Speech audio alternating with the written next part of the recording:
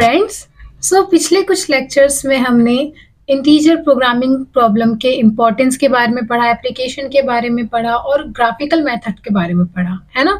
तो graphical method आप लोग सोच रहे होंगे कि मैंने आईपीपी की सीरीज में क्यों डाला है। तो जस्ट मैंने इसलिए डाला है ताकि आपको मेथड रिमाइंड हो सके एक बार और आप इन चीज़ों को उसके साथ कंपेयर करके देख सके कि एलपीपी और आईपीपी में डिफरेंस क्या है ना। जब आपको चारों मेथड्स पता होंगे कि एलपीपी किन मेथड से सॉल्व होता है, आईपीपी किससे सॉल्व होता है, तभी तो आप उन दोनों को कंपेयर कर पाएंगे। तो हम आगे आने वाले लेक्चर्स में उसको भी कंपेयर करके देखेंगे। उससे पहले अगर हम बात करते हैं आईपीपी को सॉल्व करने के लिए, तो आईपीपी को सॉल्व हम दो मेथड से करते हैं। गोमरीज कटिंग प्लेन मेथड, जिसको आप गोमरीज फ्रैक्शनल कटिंग प्लेन मेथड भी कहते हो, और दूसरा मेथड होता है ब्रांच एंड बाउंड मेथड। तो अभी के लेक्चर में हम गोमरीज कटिंग प्लेन मेथड के बारे में पढ़ने वाले हैं, जिसको हम इंटीजर सिंप्लेक्स मेथड भी कहते हैं। क्यों कहते हैं? क्योंकि हम उसमें जस्ट सिंप्लेक्स मेथड में ही जो सिंप्लेक्स मेथड हम एलपीपी में अप्लाई करते थे, सेम वही मेथड हम अप्लाई करेंगे। बस हम उसको तब तक अप्लाई करेंगे जब तक हमारा क्या ना आ जाए, एक्स बी, यानी कि जो हमारा सॉल्यूशन है वो क्या ना आ जाए, इंटीजर ना आ जाए। तो उसके लिए हम डुअल सिंप्लेक्स मेथड का भी यूज करने वाले हैं। तो बेसिकली अगर हम गोमरीज कटिंग प्लेन मेथड की बात करते हैं, तो क्या है Gomory's cutting plane method is just basically simplex method, ठीक है। देन उसमें हम क्या ऐड करेंगे, गोमरीज कंस्ट्रेंट ऐड करेंगे।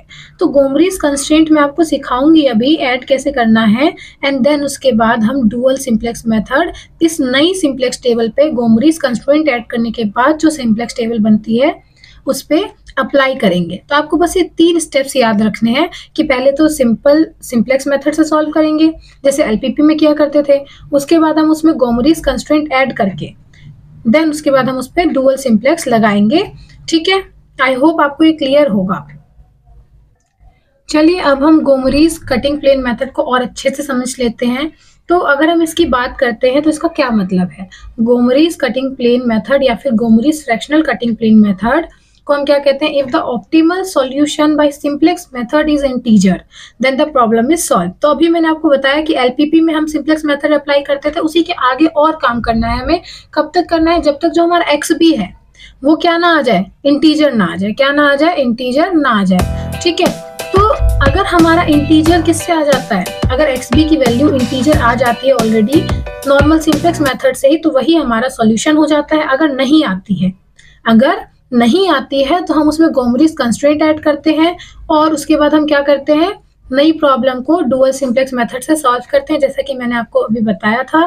और the method terminates as soon as optimal solution become integer. और मेथड को हम तब तक कंटिन्यू करते हैं जब तक हमारा एक्स बी यानी कि x1 x2 की जो वैल्यूज हैं वो किस में ना आ जाए, इंटीजर में ना आ जाए, ठीक है। आई होप आपको क्लियर होगा।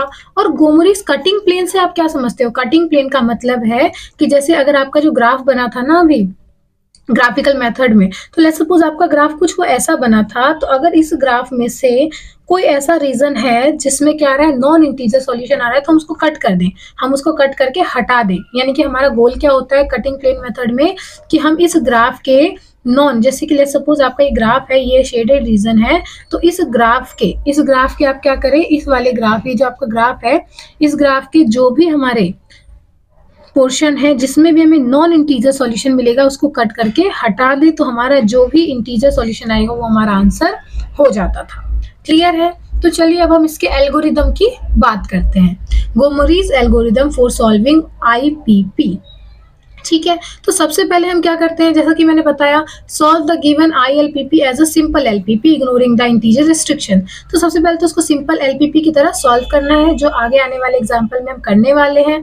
अगर फिर क्या होता है, if the optimum solution so obtain satisfy integer restriction, यानी कि अब अगर जो x1 और x2 की वैल्यू आती है वो अगर क्या आ जाती है, इंटीजर आ जाती है, तो इसका मतलब वही आपके आईपीपी का भी आंसर है, आपको फर्दर कुछ करने की जरूरत नहीं है।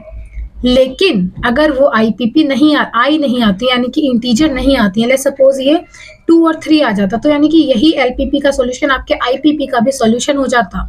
बट अगर वो क्या नहीं आता है, लेट्स सपोज x1 हमारा 2.5 आ जाता है और x2 हमारा 6.5 आ जाता है, तो ये इंटीजर्स नहीं है, यानी कि वो हमारे कंस्ट्रेंट रिस्ट्रिक्शन को फॉलो नहीं कर रहे हैं। तो हम क्या करेंगे, नेक्स्ट स्टेप पे आएंगे।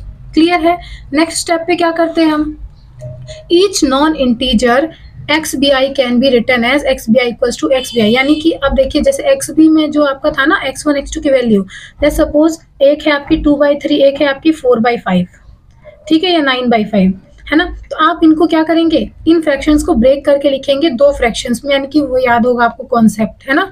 जैसे कि 5/9 को कैसे लिख सकते हो आप, 5 प्लस में 1 प्लस क्या आ जाएगा यहाँ पे 4/5, यानी कि 5 × 5 + 4 9, यानी कि वही होल मिक्स फ्रैक्शन वाले कॉन्सेप्ट में हम इसको लिखते थे 1 + 4/5, ठीक है। तो यानी कि ये आपका जो यही रिप्रेजेंटेशन है, ये x क्या है आपका 1 और ये 4/5 क्या है आपकी फ्रैक्शनल वैल्यू है, जो हम आगे आने वाले एग्जांपल्स में डिस्कस करेंगे, ठीक है।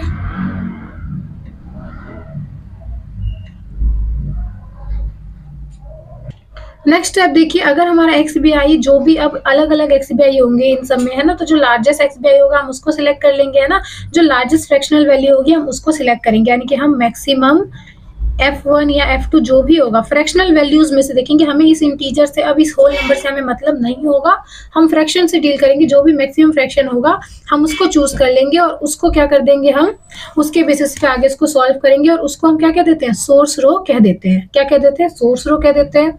अब अगर उस सोर्स रो में जो हमारे क्या थे, कंस्ट्रेंट थे ना, उसकी वैल्यूज अगर कोई भी नेगेटिव होती है तो उसको हम नॉन नेगेटिव फ्रैक्शन में क्या करते हैं, कन्वर्ट करते हैं, और देन उसके बाद हम फ्रैक्शनल पार्ट को कुछ इस तरीके से सॉल्व करते हैं, जो हम आगे आने वाले एग्जांपल्स में शेयर करेंगे। और ये एल्गोरिदम आपको एग्जांपल सॉल्व करके ज़्यादा अच्छे से समझ आ जाएगी। आई होप आपको ये क्लियर है। कोई भी डाउट हो तो आप कमेंट कर सकते हैं।